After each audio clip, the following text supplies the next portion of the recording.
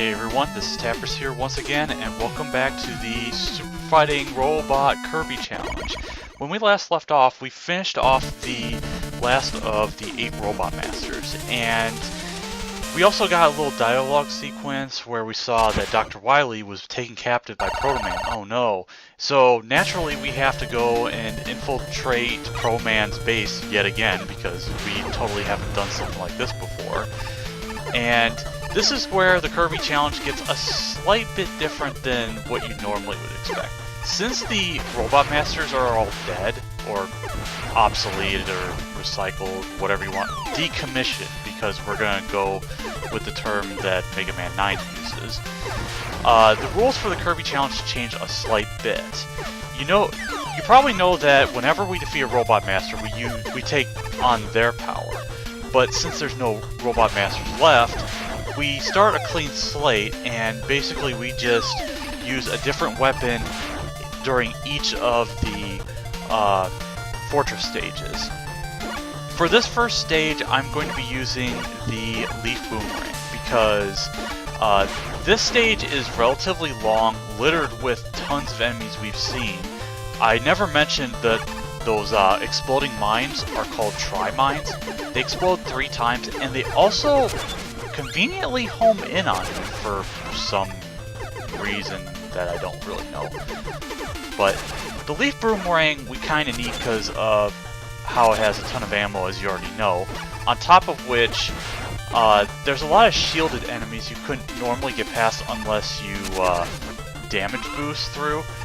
But in this case, we don't really need to damage boost if we use that.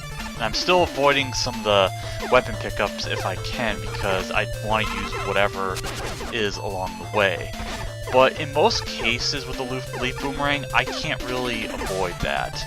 I might be repeating stuff I've already said because, well, it's actually been a couple weeks since I've recorded audio for this challenge. I would say spoiler alert. Actually, I'm not even going to say anything, but yeah. One thing I don't really know about this stage is whether or not those cannons can actually be destroyed. I mean, the Leaf Boomerang could probably do that, but I'm not going to bother. Probably shouldn't have picked up that health refill, but I don't feel like waiting. The music in this stage is actually pretty cool, and it kind of makes me think of some of the Stage 1 themes, like from Mega Man 9 almost, but not quite. But there are some more unique enemies later on in this in these fortress stages, but we haven't actually met them yet.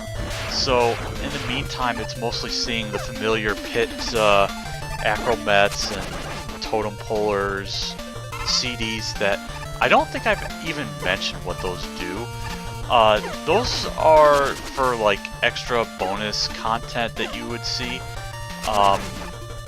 It can, like, I'm trying to think, there's like extra modes and playstyles that are kind of weird and stuff, but I probably won't show them off. But there's stuff like 1 HP mode, there's original concept art mode or something like that. I can't exactly remember because I haven't looked in quite a while, but we are actually at the end of the stage, and this boss, I will say right now, is probably the coolest thing ever, because you have to wonder why it's taken so long to make something like this.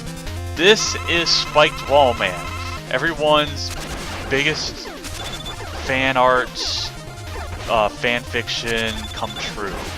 All thanks to Wily himself, and Base calling him out for failing at life. But Spiked Wallman here, or his actual name is Anti-Mega Dolwark.